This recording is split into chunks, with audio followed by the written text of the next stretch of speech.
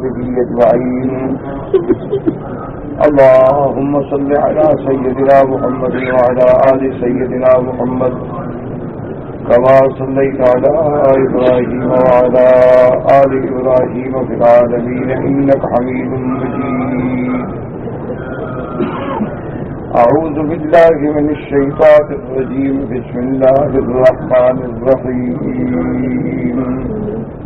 وأذن في الناس بالحج يأتوك رجالا وعلى كل ضامر يأتين من كل فج عميق ليشهدوا منافع لهم ويذكر اسم الله في أيام معلومات على ما رزقهم من بهيمة الأنعام فكلوا منها وأطعموا البائس الفقير ثم ليقضوا تفثهم وليوفوا نذورهم وليطوفوا بالبيت العتيق. قال المؤلف والمفسر رحمه الله تعالى: أدام النفع بعلومه وعلومكم في الدارين آمين. إلى أن قال حسين المجاهد في قوله فكلوا منها قال هي كقوله فإذا حللتم فاصطادوا فإذا قضيت الصلاة فانتشروا في الأرض. وهذا اختيار ابن جرير في تفسيره. واستدل من نصر القول بأن الأذى يتصدق منها بالنصف لقوله في هذه الآية فكلوا منها وأطعموا البائس الفقير فجزأها نصفين، نصف للوضعي ونصف للفقراء. والقول الآخر إنها تجزى 3 أجزاء، ثلث له وثلث يهديه وثلث يصدق به لقوله تبارك وتعالى في الآية الأخرى فكلوا منها وأطعموا القانع والمعتر. وسيأتي الكلام عليها إن شاء الله بالسقاء. اب مفسر رحمۃ اللہ علیہ قرآن مقدس کی ان آیات میں اپنے دلائل ذکر فرما رہے ہیں کہ اللہ نے حکم دیا کہ جو قربانی آپ کریں گے فَكُلُوا مِنْهَا، آپ بھی کھائیں، وَأَطْعِمُوا، اور ان لوگوں کو جو حاجت مند ہیں، محتاج ہیں، فقیر ہیں، ان کو بھی کھلائیں۔ تو اب مفسر رحمۃ اللہ علیہ فرماتے ہیں کہ اس سے ہمیں یہ مسئلہ معلوم ہوا کہ جو ہم اضحیہ کرتے ہیں، یعنی صاحب نصاب لوگ عید کے دن چاہے جس ملک میں ہوں تو قربانی کریں گے۔ اسی طرح حاجی جو قارن ہے اس کے لیے دم کران لازم ہے۔ اسی طرح حاجی جو متمتع ہے اس کے لیے دم تمتع دم شکر لازم ہے۔ تو ان کے بارے میں حکم یہ ہے کہ اس میں سے وہ خود بھی کھائیں اور محتاجوں کو اور مسکینوں کو بھی کھلائیں۔ اور اب بعض مفسرین رحمۃ اللہ علیہ نے قرآن کی اسی آیت سے استدلال کیا۔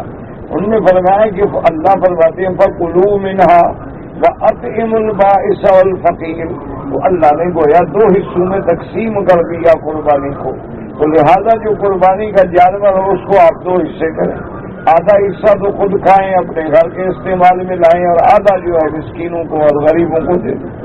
لیکن بعض مفسرین فرماتے ہیں کہ نہیں، قربانی کا گوشت بکرا جو ہے، دمبا ہے، بکرا ہے، گائے ہے، جو بھی ہے، اس کے ہم 3 حصے کریں گے۔ ایک حصہ جو ہے وہ تو قربانی کرنے والا خود استعمال کرے، اپنے گھر میں استعمال، ایک حصہ جو ہے وہ اپنے دوستوں کو ہدیہ کر دے، اور ایک حصہ جو ہے وہ مسکینوں اور غریبوں کو کھلا دیا جائے۔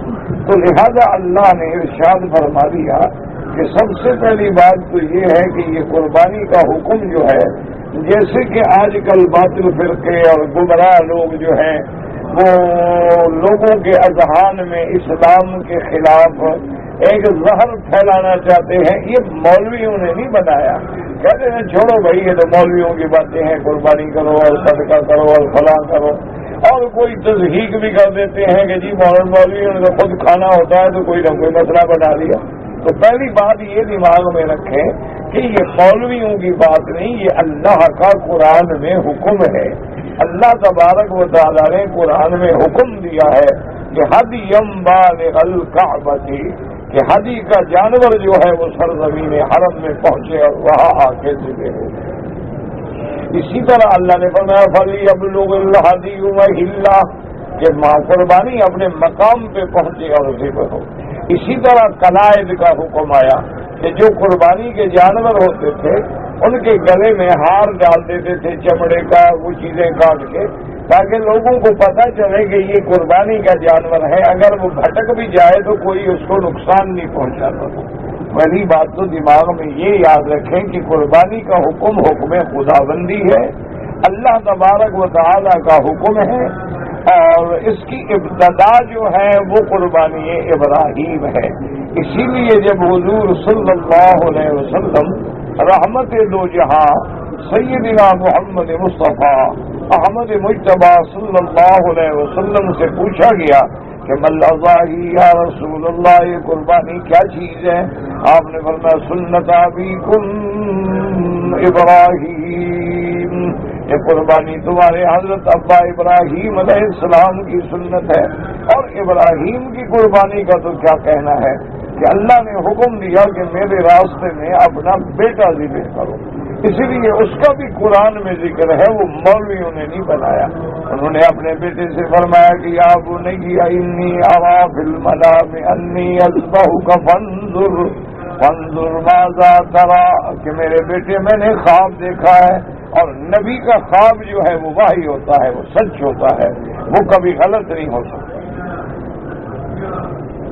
قال یا ابت افعل ما تؤمر ستجدنی ان شاء اللہ من الصابرین، تو بیٹے نے عرض کیا کہ ابا جان اللہ کا جو حکم ہے پورا کریں، انشاءاللہ مجھے آپ صبر کرنے والوں میں پائیں گے۔ تو اب ابراہیم علیہ السلام نے بیٹے کو لٹایا، چھری رکھی، اللہ فرماتی ہے فَدَيْنَاهُ بِذِبْحٍ عَظِيمٍ، ہم نے حکم دیا جبریل کو کہ جنت سے لے جاؤ دمبا، اور اسماعیل کو نکال لو اور دمبا نیچے رکھ لو، تاکہ ابراہیم کو پتہ لگ جائے کہ چھری بھی ٹھیک ہے، سب ٹھیک ہے، لیکن اللہ چاہتے ہیں کہ اسماعیل ذبح نہ ہو۔ تو اللہ تبارک و تعالیٰ نے اسماعیل علیہ السلام کے بدلے میں جنت سے جانور بھیج کے ذبح کرا دیا، اور فرمایا فَدَيْنَاهُ بِذِبْحٍ عَظِيمٍ، اور ساتھ ابراہیم علیہ السلام کو بھی اللہ نے فرما دیا وَنَادَيْنَاهُ أَن يَا إِبْرَاهِيمَ قَدْ صَدَّقْتَ الرُّؤْيَا إِنَّا كَذَلِكَ نَجْزِي الْمُحْسِنِينَ، اللہ نے فرمایا ہم نے ابراہیم علیہ السلام کو فرمایا تم نے اپنا خواب پورا کر دیا، تمہاری قربانی ہو گئی، تم سچے ہو، اندر سے بھی سچے، باہر سے بھی سچے، اور عملاً تم نے اپنے بیٹے کو قربان کر دیا ہے۔ تو اسی دن سے قربانی کا حکم جاری ہوا۔ اور پھر قربانی کے فائدے کیا ہیں؟ سب سے بڑا فائدہ یذکر اسم اللہ، کہ اللہ تبارک و تعالیٰ کی یاد کی جائے، کہ آدمی جب ذبح کرے تو اللہ کا ذکر ہو، بسم اللہ اللہ اکبر، اور اگر اللہ توفیق دے تو وہ بھی پڑھے انی وجہت وجہی للذی فطر السماوات والارض حنیفا وما انا من المشرکین قل ان صلاتي ونسكي ومحياي ومماتي لله رب العالمين لا شريك له وبذلك امرت وانا اول المسلمين، اور یہ بھی حکم ہے کہ جانور کو قبلے رخ لٹائیں، یہ بھی حکم ہے کہ چھری کو تیز کریں، یہ بھی حکم ہے کہ حضور نے فرمایا کہ ذبح جو ہے آسان طریقے سے کریں اور جانور کو زیادہ تکلیف میں بھی مبتلا نہ کریں۔ یہ سارے احکام اللہ کے قرآن میں ہیں، اللہ کے حدیث میں ہیں، نہ مولویوں نے بنائے ہیں اور نہ کسی لوگوں نے بنائے ہیں۔ ہاں اگر آپ کا قرآن و اسلام پہ ایمان ہی نہیں ہے تو بات ہی نہیں۔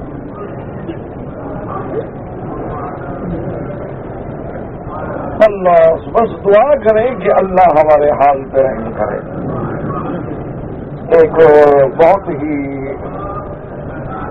آپ کے ملک کی ایک خاتون ہے، بہت پڑھی لکھی ہے، میں نام تو خیر نہیں لیتا، تو انہوں نے میرے ساتھ بات کی. اچھا وہ پردے کے سخت خلاف ہے. اللہ ہدایت ہے,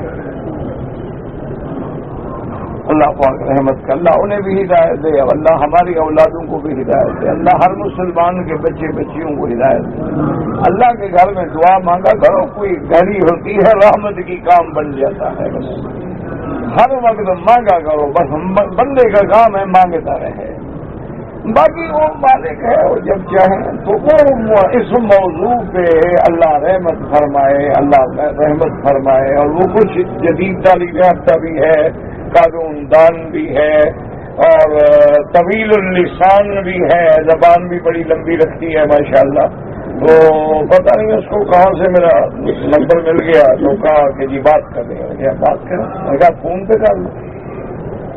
کہتے نہیں جی آمنے سامنے بیٹھ کے بات. میں کہا آمنے سامنے کیا ہوگا, اللہ کے بندے بات ہی کرنی ہے نا. نہیں جی میں نے آپ سے کچھ باتیں کر رہے تھے. ٹھیک ہے بہرحال, میں نے کہا حرم شریف میں مل رہے. میں کہا جی نہیں حرم شریف میں تو مناسب نہیں ہے. تو میں کہا پھر میرے گھر میں آ جائیں. کہتی اتنا ٹائم نہیں ہے. تو میں نے کہا بھائی کیسے اجنبی عورت سے آخر کیسے. میں کہا اللہ کی بندی حرم, چلو حرم شریف کے دروازے پہ کھڑے ہوئے. تو بہرحال تو اب جناب وہ بالکل مجھے پتا تھا اس کا, میں تو اس کا جانتا ہوں, اس کے اس منظر کو بھی جانتا تھا. مجھے پتا تھا کہ اس نے کیا زہر اگلنی ہے. تو بہرحال اس نے کہا جی مجھے پردے کے بارے میں کچھ, مجھے پتا ہے اس نے پردے کے خلاف آرٹیکل لکھے ہیں, بڑے بڑے میگزین میں مضامین لکھے ہیں, مجھے پڑے ہوئے تھے اس کے. تو میں نے پردے کے موضوع پہ آپ سے بات کرنی ہے. تو اس کے لیے بہرحال ٹائم چاہیے. میں نے کہا جی ٹائم تو میں حاضر ہوں, میں کون سا بڑا آدمی ہوں, میرے لیے اوقات کی بات نہیں. بیٹھ جاتے ہیں, ابھی فقیروں کا کیا ہے. پتھر ہے, حرم کا دروازہ ہے, صاف ستھری جگہ ہے, اس لیے اچھی جگہ تو ہمارے باپ دادی بھی نہیں تھی. کیا بیٹھ جاتے ہیں آرام سے. تو نے کہا کہ جی ٹھیک ہے. تو میں نے کہا پہلے آپ یہ بات کریں کہ بحیثیت مسلمان بات کریں گے یا بحیثیت انسان. مجھے پتا تھا نا کہ یہ تو بڑی زہر ہے, تو اس کو پھڑکنے سے پہلے ہی اگر پکڑ لوں تو زیادہ اچھی بات ہے. اگر پھڑکنا اگر شروع کر دیا تو پھر مجھے بڑا لمبا جال ڈالنا پڑے گا. تو میں نے کہا آپ یہ بتائیں مجھے, میرے ساتھ آپ جو بات کریں گی بحیثیت مسلمان کے کریں گی یا اسلام کو چھوڑ دیں اور بحیثیت انسان کے. نہیں جی بحیثیت مسلمان کے. میں نے کہا جو قرآن حدیث کہتے بات ختم.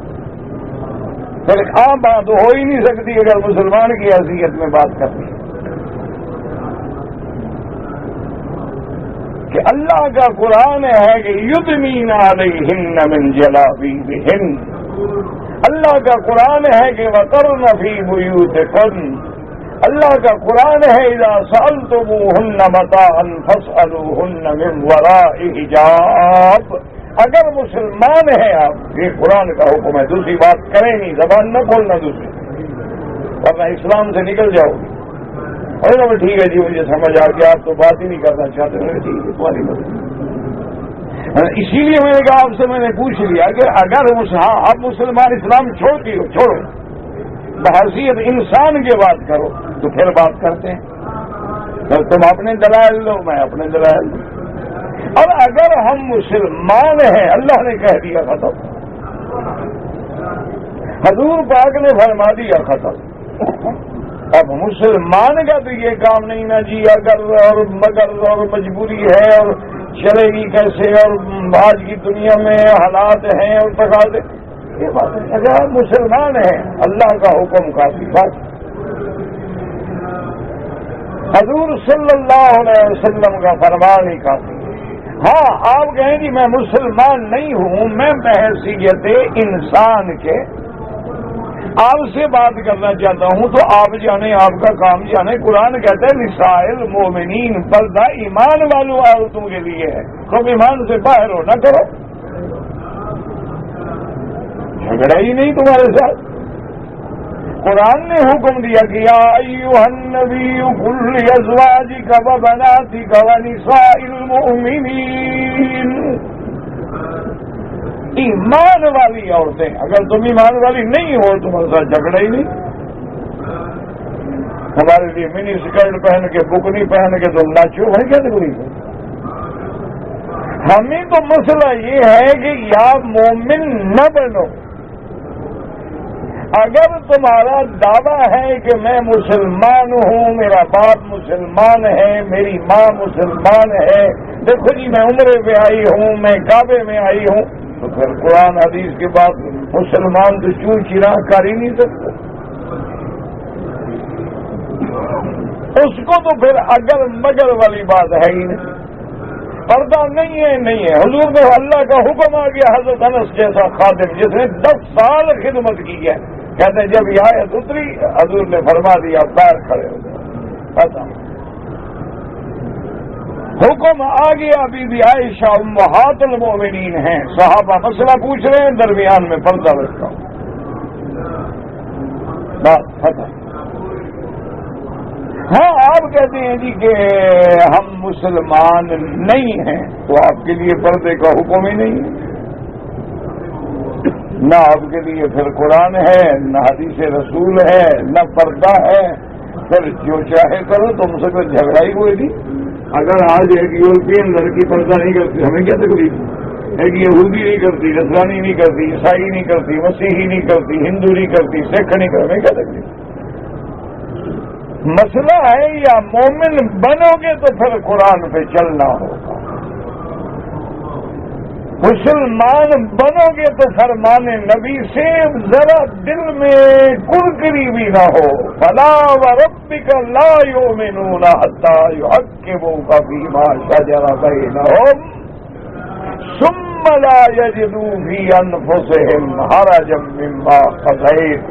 اللہ نے فرمایا میرا مدنی ایمان والے کی نشانی یہ ہے کہ تیرے فیصلے کے بعد اس کے دل میں دنگی بھی نہ ہو کہ بس اللہ رسول کا حکم ہو گیا ختم بات.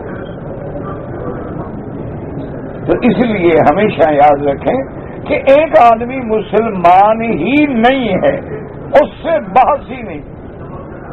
اس سے بحث کرنے کے انسانی پیمانے الگ ہیں.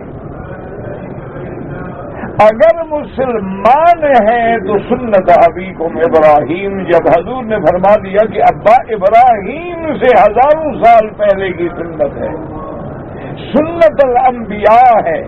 پھر سب سے بڑی بات کہ میرے مدنی پاک نے خود اپنے ہاتھ سے قربانی کا جانور ذبح بنوا کے دکھلا دیا. اب مسلمان کو سوچنے کی کیا ضرورت ہے؟ پیسے ضائع ہو جائیں گے اور فضول خرچ ہو جاتا ہے، گوشت کھانے کے کام نہیں لگتا، چمڑا ضائع ہو جاتا ہے. تو یہ کہتی کون ہیں جو $1,000 کی سگریٹیں پی جاتے ہیں؟ وہ ضائع نہیں ہوتا. چائے پیتے ہو تو وہ پیسہ بھی ضائع نہیں ہوتا. کافی کوکو پیتے ہو تو وہ بھی ضائع نہیں ہوتا. یہ ببسی اور مرنڈے اور یہ ساری بلائیں جو پی جاتے ہو ٹنوں کے حساب سے، وہاں بھی پیسہ ضائع نہیں ہوتا. مڈل واٹر پہ اگر چاہے پانی گرم کر کے تمہیں سین کر دے تو مڈل واٹر سمجھ کے 20-20 30-30 روپے میں بوتل خرید کے پی جاتے ہو، وہاں بھی پیسہ خرچ نہیں ہوتا. نقصان صرف وہاں ہوتا ہے کہاں جہاں قربانی ہو. تو مانا یہ ہوا کہ تمہیں قربانی کے پیسوں کا جھگڑا نہیں، اسلام سے چڑ ہے. اب دیکھو نا ہمارے کتنے بھائی ہیں، 5 سال گزر گئے، 6 سال گزر گئے، 4 سال گزر گئے، 2 سال گزر گئے، بعض کو 8 سال گزر گئے، بیوی بچے چھوڑے ہوئے ہیں، اقامے پہ پھر رہا ہے، مزدوری ملی نہ ملی، کبھی مسئلہ نہیں پوچھے گا. اگر دین والا کوئی مولوی کہہ دے کہ یار 6 مہینے کے لیے دین کے لیے نکلو، اور جی جائز ہے بچوں کو چھوڑ کے جانا، تو صاحب ذرا مسئلہ بتاؤ. وہاں آگے سوئی اٹک جائے. وہ اللہ کے بندے تم کمانے کے لیے آئے ہو تو کبھی مسئلہ نہیں پوچھا. تو تم بلا وجہ کافروں کے ملک میں رہائش رکھ کے بیٹھے ہو، حالانکہ اللہ کے رسول کو یہ بات پسند نہیں ہے، وہاں بھی تم نے کبھی مسئلہ نہیں پوچھا. کافروں کے ملک میں رہ کے تمہارا سارا زندگی کھانا پینا اٹھنا بیٹھنا سب سودی ہو گیا ہے، ہر چیز انشورڈ ہے. وہ بھی تم نے کبھی مسئلہ نہیں پوچھا، وہ نہیں اٹکا اس کو کبھی. ہاں دین کے لیے کہہ دو. اور حضرت یہ جائز ہے کہ بیوی بچوں کو چھوڑ کے آدمی دین کے لیے چلا جائے؟ یہ کیسا دین ہے؟ دیکھو جی بچے رو رہے ہیں، بیوی رو رہی ہے، تو ادھر جو کمانے والے ہو تمہاری بیوی بچے ہنس رہے ہیں. انا للہ.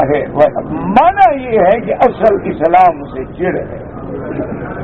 اس لیے اللہ نے فرمایا کہ تمہیں کیا یذکر اسم اللہ، سب سے بڑی بات یہ ہے کہ میری یاد، میرے حکم کی تعمیل، میرا ذکر.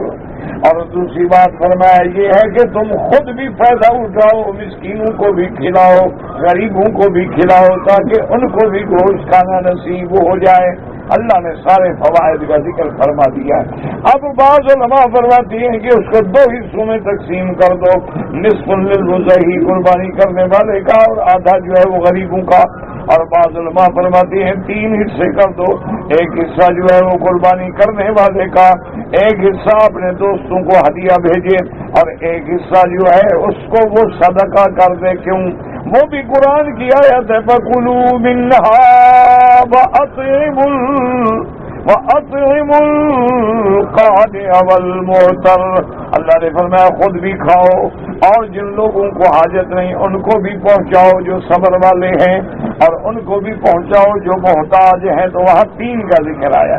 اور دوسرا مسئلہ یہ بیان کیا فَكُلُوا مِنْهَا کہ جانور کا گوشت جو ہے قربانی کا کھانا یہ مستحب ہے یا واجب ہے، یہ مسئلہ سمجھ. کیوں؟ قاعدہ یہ ہے کہ الامر للوجوب، کہ امر جہاں ہوتا ہے وجوب کے لیے ہوتا ہے. تو یہاں بھی تو امر ہے، اللہ حکم دے رہے ہیں فَكُلُوا مِنْهَا، اس سے کھاؤ.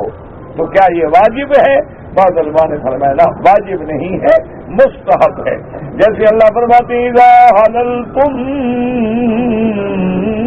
فاصطادوا، کہ جب تم احرام سے نکل جاؤ، حلال ہو جاؤ، محرم نہ رہو تو اب شکار کرو. کیا مانا؟ پہلے پابندی تھی، اب پابندی ختم ہوگی. اب یہ منع ہو رہا ہے کہ تم مینا میں کنکریاں مار کے سر مڈا کے احرام کھول کے پہلے شکار کھیلنے جاؤ. منع ہے کہ جو پابندی تھی اللہ نے وہ اٹھا دی ہے. جیسے قرآن فرماتے ہیں فَإِذَا قُضِيَتِ الصَّلَاةُ فَانتَشِرُوا فِي الْأَرْضِ وَابْتَغُوا مِنْ فَضْلِ اللَّهِ. اللہ نے فرمایا کہ جب جمعہ کی نماز سے فارغ ہو جائیں اب زمین میں پھیل جاؤ. مانا یہ ہے کہ جاؤ کام کرو. اب یہ بھی استحباب ہے، ضروری نہیں ہے ایک آدمی مسجد میں بیٹھ کے ابھی اثر پڑھ کے جاؤں گا تو کوئی منع نہیں.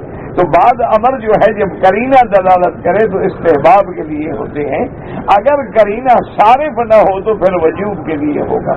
جیسے پہلا حکم اذا نودی للصلاة من یوم الجمعۃ فاسعوا الی ذکر اللہ. وہاں جو امر ہے وہ وجوب کے لیے ہے کہ جب تمہیں اللہ کی نماز کے لیے جمعہ کو پکارا جائے اب چلو سب چیزیں چھوڑ کے اب جد و جہد کرو، کوشش کرو، محنت کرو نماز میں پہنچی. یہ مانا نہیں تھا کہ دوڑ کے آؤ، دوڑنے کا حکم نہیں ہے نماز کے لیے، تو بلکہ حکم ہے علیکم السکینۃ والوقار. آرام سے چلو، آرام سے ادب سے چلو، دوڑنے کا حکم نہیں ہے. وہاں مانا ہے اذا نودی للصلاۃ من یوم الجمعۃ فاسعوا الی ذکر اللہ. وہاں صاحبانہ جد و جہد، کوشش کرو، تیاری کرو تاکہ وقت پہ اللہ کی نماز کے لیے پہنچ سکو. اسی طرح حکم ہے کہ جب اذان ہو جائے اپنے امور دکانداری بے شراب بند کر دو. تو کہیں اصل امر واجب وجوب کے لیے ہوتا ہے، لیکن کرینہ صارف عن الوجوب ہو تو پھر استحباب کے لیے ہوتا ہے. تو یہاں بھی گوشت کھانے کا حکم جو ہے مستحب ہے، یعنی افضل ہے، اولا ہے کہ اپنی قربانی کا گوشت تھوڑا سا پکا کے کھا لو، لیکن اگر نہ کھا سکو تو کوئی گناہ نہیں ہوگا. اب اس کے بعد اللہ تبارک و تعالیٰ نے قرآن پاک میں فرمایا فَكُلُوا مِنْهَا وَأَطْعِمُوا الْبَائِسَ الْفَقِيرَ. اب مفسر رحمۃ اللہ علیہ فرماتے ہیں کہ باعث کا کیا معنی؟ قال اکرمتہ المضطر. الذي يظهر عليه البعوث وهو الفقير المتعفف. حضرت اکرمہ فرماتی ہیں یہ حضرت ابن عباس کے شاگرد ہیں اور تفسیر میں بڑے ید طولہ رکھتی ہیں. یہ بہت بڑے تفسیر کے عالم ہیں. وہ فرماتی ہیں کہ باعث کا معنی یہ ہے کہ اتنی تنگ دست ہے, اتنی مضطر ہے کہ اس کی پریشانی اس کے چہروں سے ظاہر ہو رہی ہے. اس کے چہرہ بتلا رہا ہے کہ بھئی یہ تو بھوکا ہے, بیچارہ پریشان ہے. اور اس کے ساتھ ساتھ متعفف محتاج بھی ہے لیکن مانگتا بھی نہیں. اس لیے اصل تو وہی لوگ ہوتے ہیں یحسبهم الجاہل اغنیاء من التعفف. نہ جاننے والا اس کو غنی سمجھتا ہے. کیوں؟ وہ سوال جو نہیں کرتا, محتاج ہے, بھوکا ہے لیکن مانگتا نہیں. دعا کریں اللہ مانگنے سے بچائے اور اپنے دروازے سے مانگنا سکھلا دے. اس لیے میرے مدنی سرکار کا حبیب دو عالم, محبوب دو عالم, رحمت دو عالم سیدنا محمد الرسول اللہ صلی اللہ علیہ وسلم کا فرمان ہے. فرمایا الید العلیاء خیر من الید السفلی. آپ نے فرمایا اوپر والا ہاتھ دینے والا مانگنے والے سے بہتر ہوتا ہے. اور حضور نے فرمایا خموش فی وجہہ یوم القیامت, کہ جو ہٹے کٹے تندرست ہیں, مزدوری کر سکتے ہیں, کام کر سکتے ہیں, لیکن مانگنے پہ گزارا ہے, اللہ قیامت کے دن جب کھڑا کریں گے تو چہرے پھٹے ہوئے ہوں گے تاکہ لوگوں کو پتہ لگے کہ انہوں نے چہرے کو کیسے ذلیل کیا تھا لوگوں کے سامنے. اللہ محشر میں ذلیل کر دیں گے. اور اسی طرح ایک روایت میں ہے کہ جس بندے کو مانگنے کی عادت ہو جائے گویا کہ فقر بین عینیہ ہے, اس کے دو آنکھوں کے درمیان میں لکھ دیا جاتا ہے, ساری زندگی مانگتا مر جائے گا. اللہ اکبر. دعا کریں اللہ اپنے دروازے سے مانگنا سکھلا دے. جنہوں نے اس کا دروازہ پکڑا ہے نا بس اس کو پھر کسی کی ضرورت ہے. اور اس لیے ہے نا کہ ایک اللہ کے ولی کی دربار میں اللہ اکبر بادشاہ آئے اور انہوں نے آ کے درخواست کی. انہوں نے کہا حضرت میرا دل چاہتا ہے کہ ایک علاقہ, ایک جاگیر, ایک بہت بڑا زمین کا حصہ لنگر کے لیے دے دوں تاکہ اتنا آدمی, سینکڑوں آدمیوں کا روزانہ لنگر چلتا ہے. تو حضرت نے فرمایا اللہ کے بندے, اللہ نے ہمیں جب بادشاہی دے دی ہے نا رات کی نیند شب کی, تمہاری بادشاہی کی ضرورت ہی نہیں. کیا مانا کہ جب رات کو تہجد میں اٹھنا اور مانگنا اور رونا نصیب ہو گیا ہے تو پھر تمہاری حیثیت کیا ہے؟ لیکن مانگنے والے بنو نا, مانگنا ہی نہ آئے نا. دیکھو نا بیٹے کو مانگنا نہ آئے اس کو ماں باپ پیسے نہیں دیتے. جس کو مانگنا آ جائے نا دیکھو کیسے وصول کرتا ہے. اصل بات یہ ہے کہ تم اپنے مالک سے آج تک مانگنا ہی نہیں سیکھے. اگر مانگنا آ جائے اس کے خزانے میں کوئی کمی ہے اس لیے دعا یہ کیا کرو اللہ اپنے دروازے سے مانگنے والا بنا دے اور قیامت تک اللہ کسی بندے کا محتاج نہ فرمائے, کسی کے آگے دامن سوال پھیلانے کی توفیق ہی نہ دے. ہر ضرورت اپنے خزانہ غیب سے پوری کر دے. یا من خزائن رزقہ فی قول کن امن فإن الخیر عندک اجمع. جس کی شان یہ ہے کہ وہ کن کہہ دے تو سب کچھ ہو جائے, تو پھر اس کو چھوڑ کے کسی اور سے مانگنے کا مسئلہ کیا ہے؟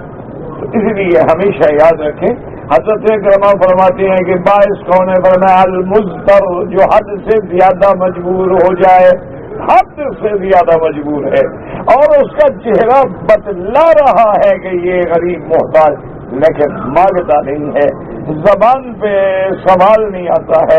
میں نے آپ کو بتایا تھا میرے والد رحمۃ اللہ علیہ کے استاد سے حضرت سندھی رحمۃ اللہ علیہ, مولانا عبید اللہ سندھی رحمۃ اللہ علیہ بہت بڑے, تو فرماتے ہیں کہ 2-3 دن تک وہ اپنے گھر سے باہر نہ آئے.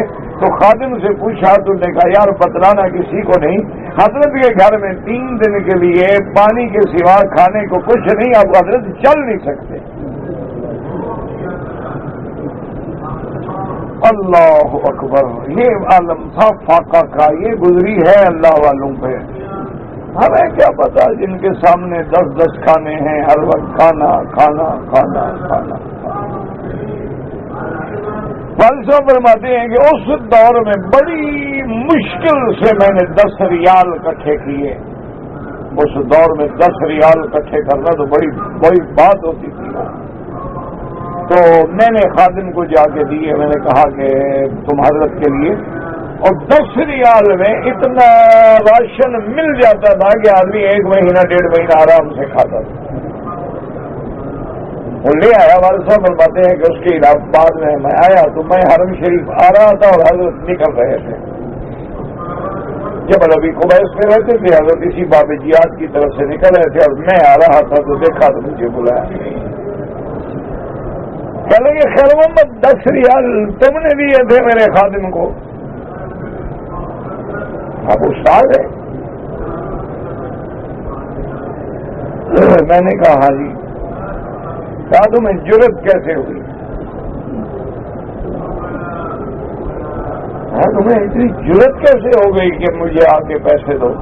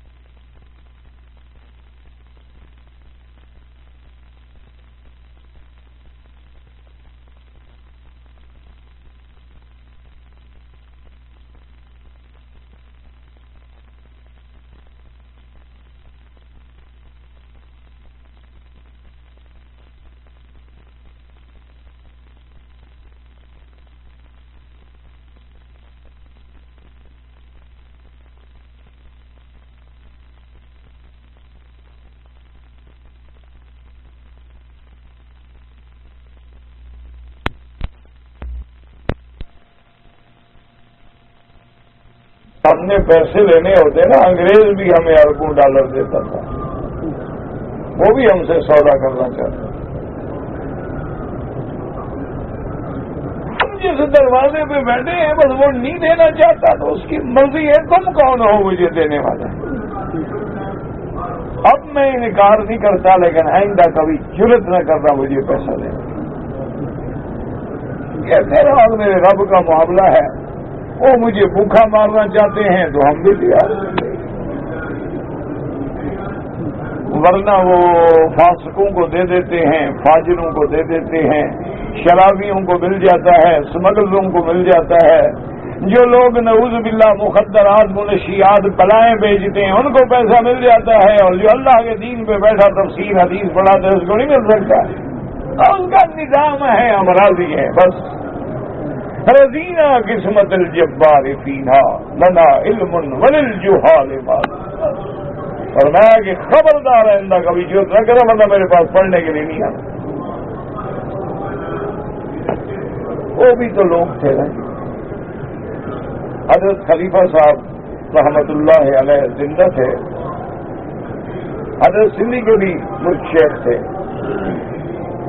ایک آدمی گیا حضرت کی خدمت میں، دین کو شریف، بڑے عالم، بڑے موحد اور بڑے عابد زاہد متقی، الحمدللہ۔ میں نے تو زیارت نہیں کی،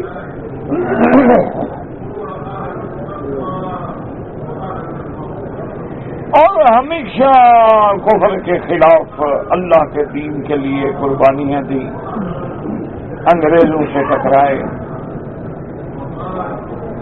تو ایک آدمی حضرت کی خدمت میں گیا، جب دیکھا کہ رات کو سونے کا وقت آیا اور سب خادم چلے گئے تو اس نے کہا حضرت ایک علیحدہ بات کرنی ہے۔ فرمایا ٹھیک ہے۔ خادم بھائی سے قرآن پوچھا کیا بات؟ اس نے کہا حضرت یہ میرے پاس سونے کا نسخہ ہے، میں ساری زندگی سونا بناتا ہوں، اور اس میں اگر کوئی آپ کو شبہ ہے تو مہربانی فرما کے یہ دوائیں منگوا لیں اور کل آپ کے سامنے بیٹھ کے میں بنا دوں تاکہ تسلی بھی ہو جائے، تجربہ بھی ہو جائے، دیکھ بھی لیں۔ میں اتنے دن سے لنگر میں ہوں، اتنا خرچ ہے لنگر کا، تو اللہ نے مجھے یہ نعمت دی ہے، میں آپ کو دیتا ہوں۔ ورنہ یہ اتنی لعنتی چیز ہے سونا جو ہے نا، کسی چکر میں نہ پڑنا کبھی، یہ اتنی بری بلا ہے۔ کئی علماء کا علم ختم ہو گیا، سونا بنا رہے ہیں، اور کئی اللہ والے لوگ چلے گئے، اور جو بنانے والا ہوتا ہے نا اس کو پھنس ایک ہوتا تھا عاشق وہ بناتا تھا وہ سونا، یہ آپ کے اسی علاقے کا تھا، بہاڑی کروڑ پکا وغیرہ کے علاقے کا تھا، تو وہ واقعی یعنی صاحب فن استاد تھا۔ اس کو ایک ذمہ دار نے پوچھنا چاہا، بڑی خدمت کی، بہت جناب خوشامد کی، لیکن اس نے کہا کہ جی نسخہ تو نہیں دے سکتا، البتہ میں بنا دوں گا۔ اچھا وہ بھی بڑا ذمہ دار تھا، پاگل آدمی تھا، اس کو بھی دماغ خراب ہو گیا، اس نے جناب ایک گڑھا کھدوا کے اس کو یہاں تک دفن کرا دیا۔ اس نے کہا ابھی اوپر مٹی زندہ گاڑ دوں گا، نسخہ بتاؤ۔ اس نے کہا ڈالو مٹی، بتاؤں گا نہیں۔ یہ ایسی بلا ہے، اللہ عالم پھر وہ پتہ نہیں مر گیا نہیں مرا، لیکن بہرحال خدا بہتر جانتا ہے، اللہ بچائے ان فتنوں سے، اس چکر میں کبھی نہ پڑنا۔ سونا بنانا، یہ جن تابع کرنا، یہ موکلات کا تابع کریں، کبھی ان دھوکے میں نہ آنا۔ جو بھی آیا وہ گیا، ہر کے در کانے نمک رفت نمک شد، کوئی جن شن نہیں ہوتا ہے، خود جن ہوتے ہیں۔ تو بہرحال یہ ہے جی کہ اس نے نسخہ پیش کیا، حضرت بیٹھے ہوئے تھے نا، وہ چادر فرمایا اچھا میری چادر میں باندھ دو، تو اس نے چادر میں باندھ دیا اور کہا جزاک اللہ، اللہ آپ کو خوش رکھے، آپ کو فقیر کے لنگر کا احساس ہوا ہے، آپ کے پاس جو نعمت تھی آپ نے فقیر کو دے دی، میں آپ کا شکر کرتا ہوں، اللہ آپ کو جزائے خیر دے، اللہ بدلہ دے، آپ جائیں۔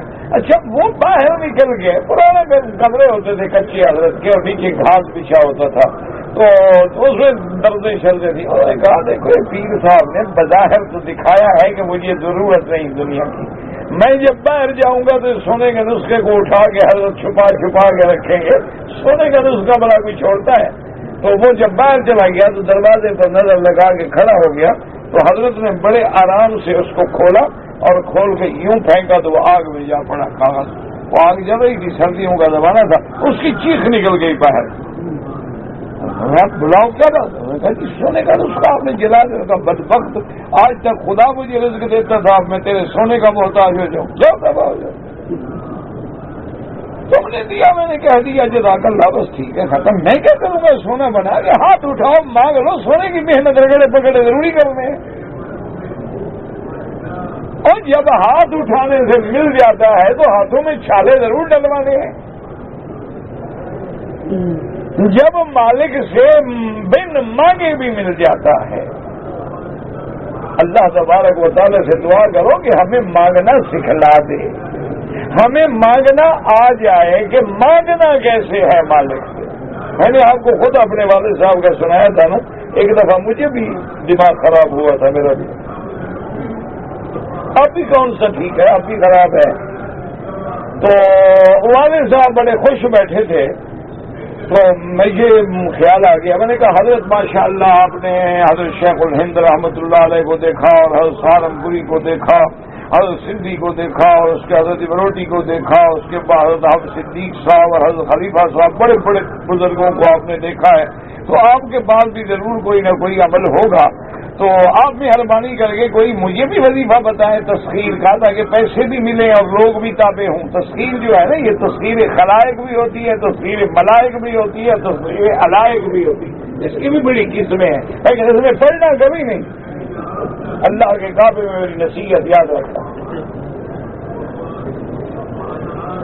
تو مجھے بھی میں نے کہا حضرت کو سکھا دیں، کچھ مجھے بھی ملے، شوق ہوتا ہے نا جوانی میں کہ لوگ ہمیں تابع ہوں اور پیسے ملیں، اور یہ تو ایسے سوئے ہوئے تھے نا، اٹھ کے ایسے بیٹھے اور بالکل آنکھیں سرخ ہو گئی، کہتے ہیں میں نے سمجھا تھا کہ مولوی بکی تم مولوی بن گئے ہو، عالم بن گئے ہو، میں تو بڑا خوش تھا کہ میرا بیٹا عالم دین بن گیا ہو، تم تو جاہل ہو، تمہیں شرم نہیں آتی؟ حضرت میں نے کیا قصور کیا کر دیا ہے؟ کہنے لگے مولوی مکی ایک طوائف بازار میں بیٹھی ہے، لوگوں کو زنا کی دعوت دیتی ہے، اس کو زنا کے لیے بندہ بھی مل جاتا ہے، یار بھی مل جاتا ہے، شراب بھی مل جاتا ہے، گوشت بھی مل جاتا ہے، تم مولا کے یار بن کے بیٹھے ہو، وظیفے پوچھتے ہو، شرم نہیں آتی تو؟ ہم تو اس طوائف سے بھی ذلیل ہو، گندے ہو۔ بس ہمارا تو جی وہ دن اور آج کا دن پھر نہ ہمیں راس آیا وظیفہ، کہ ہمیں کہا ہمیں تو خوش نہ آیا یہ طریقے خانقاہ، بس اس سے بڑا وظیفہ ہے کہ قرآن پڑھاتے ہو، حدیث پڑھاتے ہو، اللہ کے دین کے میراثی ہو۔ میراثی تو ذمہ دار کو بھی پیارا ہوتا ہے، خدا تمہیں بے عزت کرے گا، اور میراثی ہوتا ہے لیکن ذمہ دار اس کے لیے ٹکرا جاتا ہے کہ میرا دروازے کا میراثی ہے، اور تم تو اللہ کے نام کے میراثی بن کے بیٹھے ہو، اللہ کا نام پھیلاتے ہو، تمہیں وظیفے چاہیے، شرم نہیں آتی؟ تو اصل بات یہ ہے دعا کرو کہ اللہ ہمیں مانگنا سکھلا دے، یا جیسے بزرگ کہتے ہیں کہ بن مانگے عطا فرما دے، کہ مولا ہمیں تو مانگنا بھی نہیں آتا، ہمیں بغیر مانگے عطا فرما دے۔ تو اس لیے تو بہرحال اس میں دو قول ہو گئے، ایک قول جو ہے وہ تو اجماع ہے کہ گوشت کھانا قربانی سے مستحب ہے، واجب نہیں۔ دوسرا قول کیا ہے؟ دو حصے تقسیم کرو، آدھا خود استعمال کرو، آدھا خیرات کرو، اور ایک قول یہ ہے کہ 3 حصے کرو، ایک دوستوں کو بھیجو، ایک خود کھاؤ، ایک فقیروں کو۔ اس میں تو کوئی شک نہیں، جتنا زیادہ خیرات کرو گے اتنا زیادہ ثواب ملے گا، واللہ عالم۔ میرا بھائی اگر عمرہ کرو، عمرہ کرنے کے بعد ہر دوسرا عمرہ کرنا چاہتے ہو، ہر دفعہ بال مڈانے پڑیں گے، اگر بال نہ بھی ہوں تب بھی اس طرح پھروانا ہوگا۔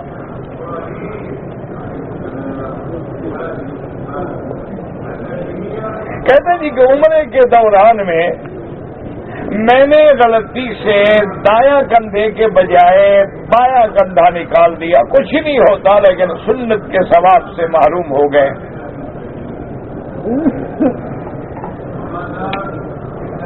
جرمانہ کوئی نہیں، آپ کا عمرہ ٹھیک ہے۔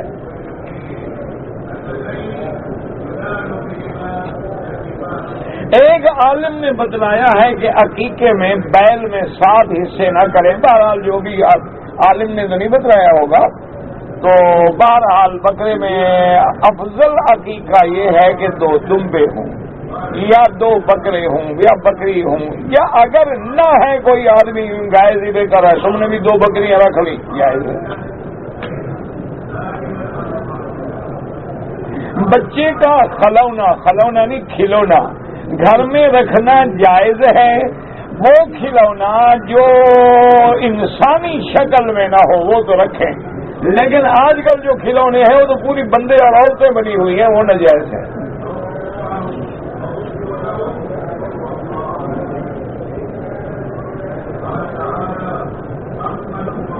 ایک مولوی نے بتایا ہے کہ مسجد نبی میں صلی اللہ علیہ وسلم میں نماز پڑھو نہیں ہوگا کہ آگے قبر مبارک ہے، قبر مبارک کے آگے جالی ہے، جب حاجز آ جائے، مانے آ جائے تو کوئی حرج نہیں۔ ہم نے کچھ کبوتر پالا ہے، وہ گھر میں ذبح کریں، بالکل کرو، مرغی ذبح نہیں کرتے ہو، تو کبوتر اور مرغی میں کیا فرق ہے؟ جو پالتو مانا ہے کہ جنگلی شکار نہ کرو، اب یہ مانا تو نہیں کہ پالتو ہے یا لے آئے ہو یا خریدا ہے ذبح کے لیے وہ بھی ذبح نہ کرو۔ اچھا قربانی کے جانور کہاں ذبح کرو گے؟ وہ بھی تو حرم میں کرو گے نا، اصل مینا حرم ہے۔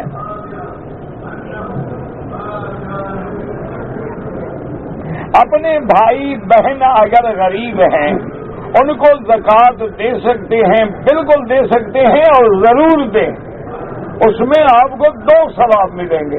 ایک زکات دینے کا، ایک صلہ رحمی کرنے کا کہ آپ نے برادری سے، بھائیوں سے رشتہ گاڑا ہے. اچھا، بتانے کی بھی ضرورت نہیں ہے کہ زکات ہے، بس تمہارے دل میں نیت ہے زکات ہے زکات. کیوں کبھی بہن بھائی برا سمجھتے ہیں کہ دیکھو ہمیں دینے بھی آیا تو زکات دینے آیا نا، تو اس لیے ان کو بتائے بھی نہیں. سب سے زیادہ حقدار تمہارے رشتہ دار ہیں. وآت ذی القربى حقه والمسکین وابن السبیل، سب سے زیادہ تیری خیر خیرات کے مستحق تیرے رشتہ دار جتنے. ہاں، زکات تم باپ کو، دادے کو نہیں دے سکتے، بیٹا بیٹی کو نہیں دے سکتے، باقی بھائی ہے بہن ہے سب کو دے سکتے ہیں.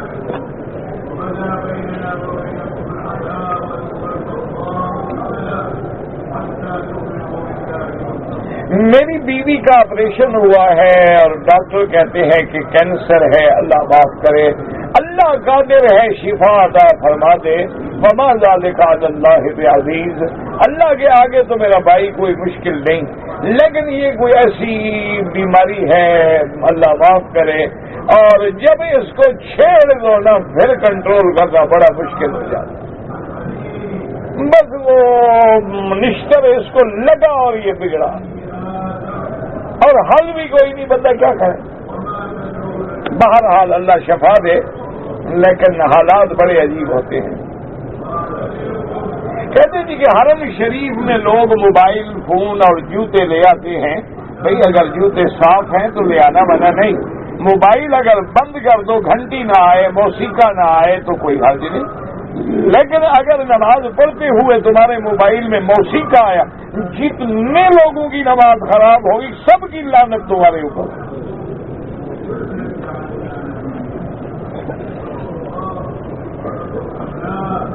داڑھی رکھنا جو ہے سنت الانبیاء ہے. مڈوانے والا پہلی دفعہ مڈائے تو صغیرہ ہے، بار بار مڈائے تو کبیرہ ہے، اور ساری زندگی اسی پہ لگا رہے تو فاسق و فاجر ہے. اسی لیے حکم ہے کہ داڑھی منڈے کو امام نہ بناؤ، اذان بھی نہ دے کہ وہ فاسق و فاجر ہے، اپنے گناہ کا علل اعلان کر رہا ہے.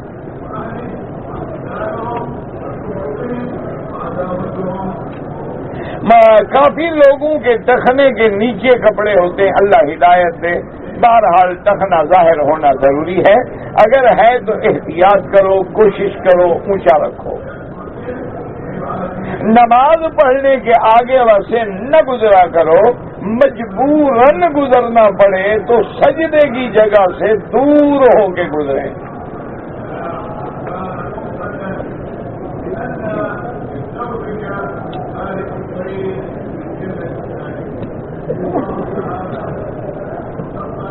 کہتے جی کہ ایک عورت کنکریاں مارنے کے لیے گئی تو دھکا لگنے سے گر گئی، کنکریاں بھی گر گئی، پھر اس نے کنکریاں اٹھا کے مار دی. بہرحال انشاءاللہ اللہ قبول کرے. تو بہرحال حکم یہ ہے کہ جمرات کے قریب سے کنکریاں اٹھا کے نہ ماری جائیں کہ وہ پہلے استعمال ہو چکی ہیں. لیکن اب اللہ عالم اس نے کہاں سے اٹھائی تھی، بہرحال اس نے قربانی کی، دھکا کھایا، تکلیف اٹھائی، اللہ قبول فرمائے.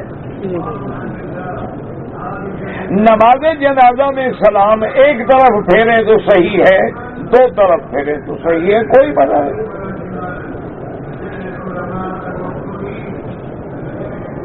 کہتے تھے کہ ہمارے ہاں میلاد پہ جلوس نکالتے ہیں مشعل بردار، یہ سب بدعت ہے. یہ اگر سنت ہوتی یا علامت محبت ہوتی تو سب سے پہلے حضرت ابو بکر جلوس نکالتے، حضرت عمر عثمان و علی نکالتے، حسن حسین نکالتے. تو نہ یہ علامت محبت ہے، یہ تو ایک لوگوں نے اپنی شہرت بنانے کے لیے ایک طریقہ رکھا ہے. اصل میلاد کیا ہے کہ حضور کی شریعت پہ چلو، درود کی کثرت کرو، اتباع کرو اور حضور کی سنتوں کو لازم پکڑ لو.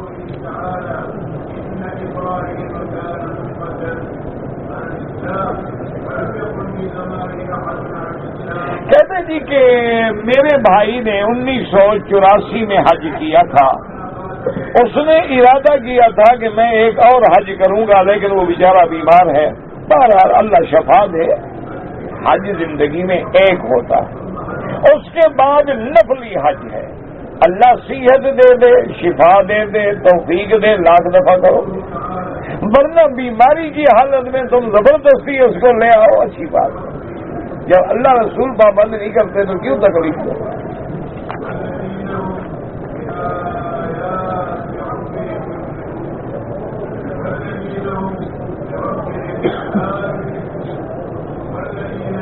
امام ظہر کی نماز پڑھا رہا تھا 5ویں رکعت کے لیے، ٹھہر جائے، مقتدی اللہ اکبر کہتے رہے، امام کھڑے ہو گئے۔ کچھ امام کی اتباع میں لوگ پڑ گئے، کھڑے ہو گئے، پتہ نہیں کیا لکھا ہے۔ امام نے سلام پھیرنے کے بعد سجدہ سہو کر لیا، ٹھیک ہو گئی نماز، کوئی بات نہیں۔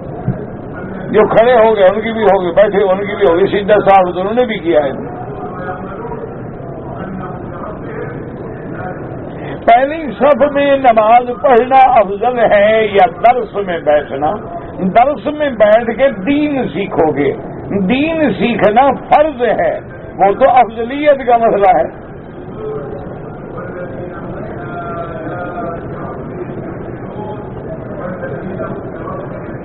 مسلک امام ابو حنیفہ رحمۃ اللہ علیہ میں جمع کر سکتے ہیں نماز سفر میں، لیکن اس طرح کہ نماز ظہر کو لیٹ کرو، عصر جلدی پڑھو۔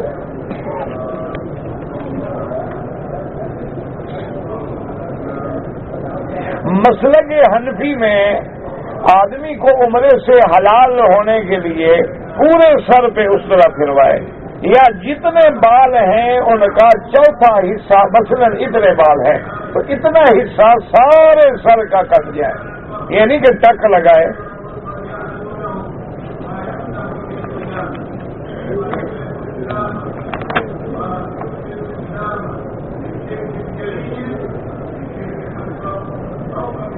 سیدھے صاحب جیسے عام نماز کا سجدہ کرتے ہو اور کہا ہے، ہاں اگر پوری تشہد پڑے صرف احناف کے نزدیک، باقی کسی کے نزدیک نہیں۔ لڑکی کا نام ام المومنین رکھا جا سکتا ہے، نہیں رکھا جا سکتا، یہ لقب ہے حضور کی بیویوں کا، امہات المؤمنین، ام المؤمنین۔ عبد النبی نام رکھنا بھی جائز نہیں ہے، عبد اللہ کا ہوتا ہے، نبی کا عبد نہیں ہوتا۔ اسی لیے عیسیٰ علیہ السلام نے فرمایا قال انی عبد اللہ آتانی الکتاب وجعلنی نبیا، اللہ نے میرے مدعی کے بارے میں فرمایا وانہ لما قام عبد اللہ، تو اللہ کا نبی جب عبد اللہ ہے تو تم کیسے عبد النبی بن سکتے ہو؟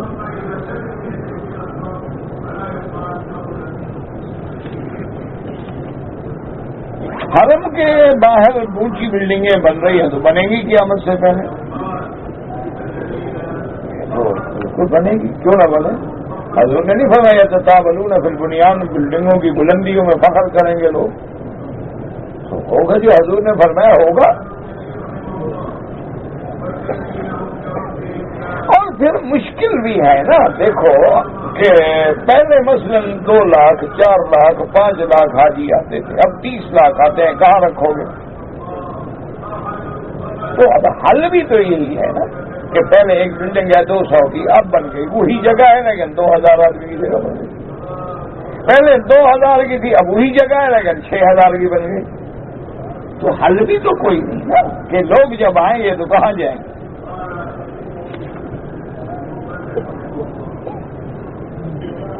تلاوت کا سجدہ اگر باہر آ جائے تو ہاں بیٹھے بیٹھے، کوئی رکوع ضروری نہیں، قیام ضروری نہیں۔ کہتا ہے جی کہ عمرے کے دنوں میں یا حج کے دنوں میں نمازیوں کے آگے مجبوراً گزرنا پڑتا ہے، کوئی مجبوری نہیں، تمہیں جلدی ہوتی ہے، اسپرنگ لگے ہوتے ہیں، اللہ بیٹھنے نہیں دیتا مسجد میں، ورنہ جہاں نماز پڑھی ہے 10 منٹ بیٹھ جاؤ، مجال ہے کسی کے آگے گزرنا پڑے۔ اصل بات یہ ہے کہ مومن کو مسجد میں سکون ملتا ہے، منافق قید میں آ جاتا ہے کہ اتارو اور بھاگو، نکلو۔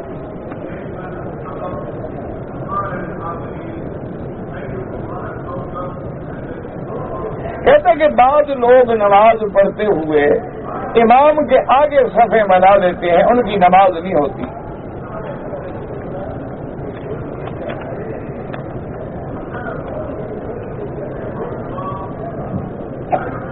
میں اپنی بیوی کو حج پہ بلانا چاہتا ہوں، اس کا حج ہوگا کیوں نہیں ہوگا بھائی، بالکل بلاؤ۔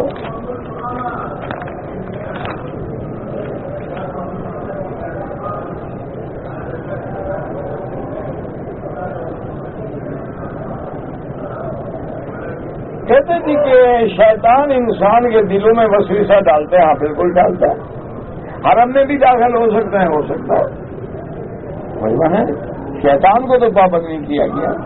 اور پھر اگر وہ اصل نہ ہو تو اس کی برادری جو موجود ہے من الجنۃ والناس، انسانوں میں بھی تو شیطان موجود ہے نا۔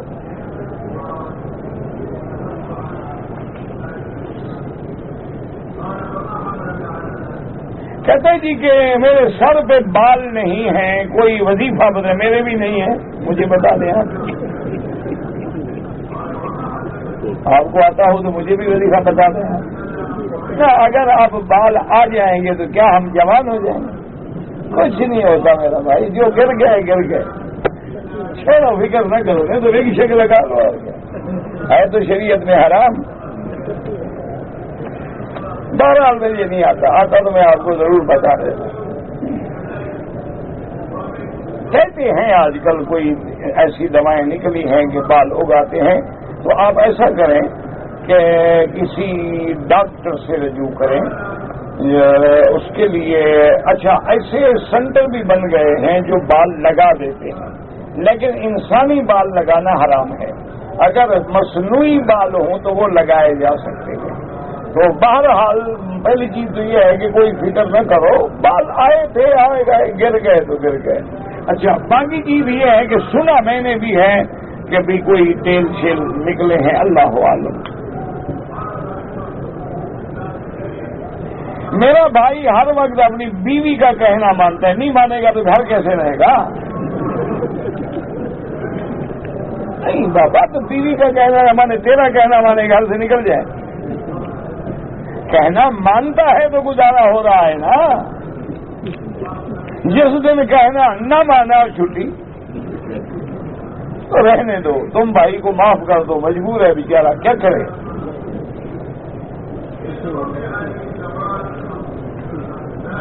عمرہ کیا بال نہیں کٹائے، دوسرا عمرہ کیا بال کٹوا دیے، اگر فوراً کر لیا تھا دوسرا عمرہ پھر دم نہیں پڑے گی، لیکن کئی دنوں کے بعد کیا تو پہلے عمرے میں بال نہیں کٹائے، کپڑے پہنے رہے تو دم پڑ گئی۔ مسجد عائشہ سے عورتیں عمرہ کر سکتی ہیں، مرد بھی کر سکتے ہیں۔ حضرت عبداللہ ابن عمر سے ثابت ہے، عبداللہ ابن زبیر سے ثابت ہے۔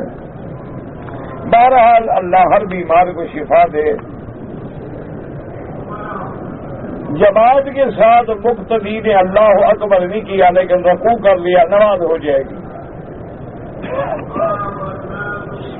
اگر آدمی نے اکیلے نماز پڑھی لیکن اللہ اکبر نہیں کیا، رکوع تو کیا، قرآن پڑھا، کچھ تو پڑھا نا، اللہ کا نام تو لیا نا، نماز ہو جائے گی۔ جو عورتیں پردہ نہیں کرتی مسلمان تو ہیں، ایک ہے پردے کو غیر ضروری سمجھنا۔ اب تم مسئلہ ہی نہ سمجھو تو ہم کیا کریں؟ ایک یہ ہے کہ پردے کو غیر اسلام کے، اسلام میں ہے ہی نہیں پردہ، یا پردہ ضروری نہیں، یا اب حالات کا تقاضا یہ ہے کہ پردہ نہیں ہونا چاہیے۔ ایک ہے پردہ نہ کرنا، تو گنہگار ہے، توبہ کرے، توبہ کرے۔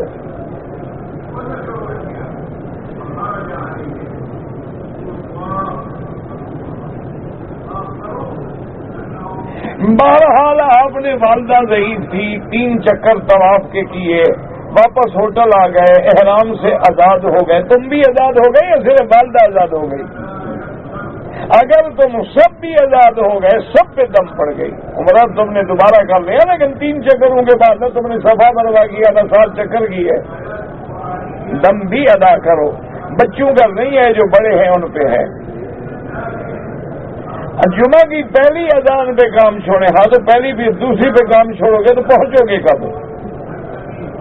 نہیں، دوسری اذان تو اس وقت ہوتی ہے نا جب امام مسجد میں آ گیا، منبر پہ بیٹھ گیا، اب مؤذن کھڑا ہوگا، اذان کہے گا، پھر امام خطبہ شروع کرے گا۔ اس وقت تم کام چھوڑو گے، غسل کب کرو گے، کپڑے کب پہنو گے، پہنچو گے کب؟ کیونکہ جمعہ کے دن تو غسل کرنا سنت ہے، کپڑے دھلے ہوئے پہننا سنت ہے، خوشبو لگانا سنت ہے، تیار ہو کے نماز کے لیے مسجد کے صفوف اولا میں پہنچنا سنت ہے، تو تم تو نکلو گے اس وقت، تو انشاءاللہ لوگ جمعہ پڑھ کے جائیں گے، تم آ جاؤ گے۔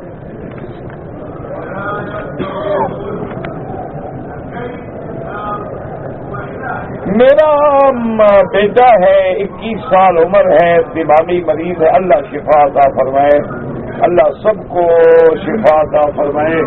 آپ بھی کوشش کریں، زمزم پلائیں، صبح و شام اس پہ 7 دفعہ فاتحہ پڑھ کے، خود کسی اور کی ضرورت نہیں ہے، ماں پڑھے باپ پڑھے، بچہ پڑھ سکتا ہو خود پڑھے، تو دم کر کے وہ بھی پلائیں۔ اللہ پاک قادر ہیں، وما ذالک علی اللہ بعزیز۔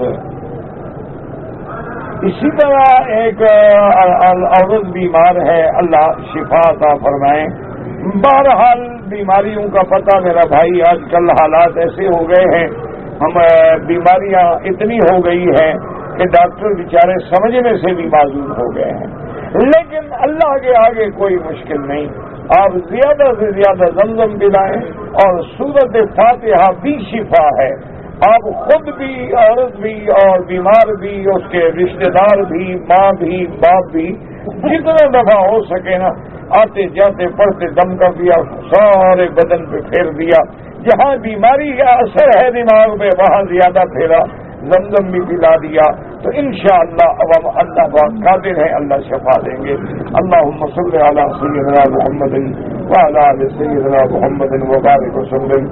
یا شافی یا شافی یا سلام، اللہم رب الناس اذهب الباس اشفی، انت شافی لا شفاء الا شفاؤک، شفاؤک لا یغادر سقما۔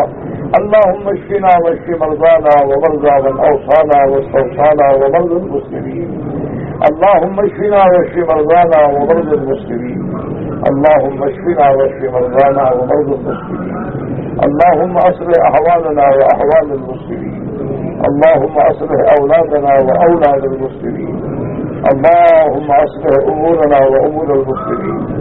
اللهم اجعل لنا وللمسلمين من كل هم فرجا، ومن كل ضيق مخرجا، ومن كل بلاء عافيا۔ اللهم من ارادنا واراد ديننا وبلادنا واولادنا وامننا بسوء فاشغله بنفسه، اللهم انا نجعلك في نحورهم ونعوذ بك من شرورهم۔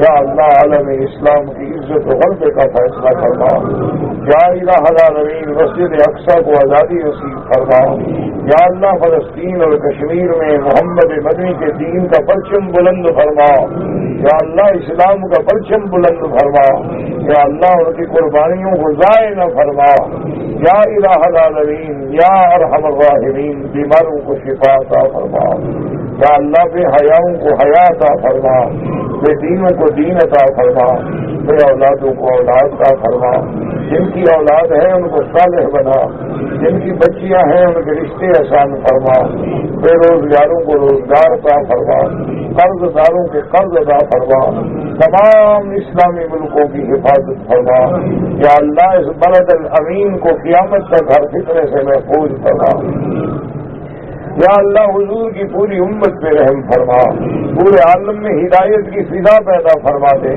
یا اللہ حضور کی امت میں اتفاق، اتحاد اور جوڑ پیدا فرما دے، یا اللہ ہمارے دلوں سے بغض، عناد، قدر سے دور فرما دے۔ ربنا آتنا فی الدنیا حسنۃ وفی الآخرۃ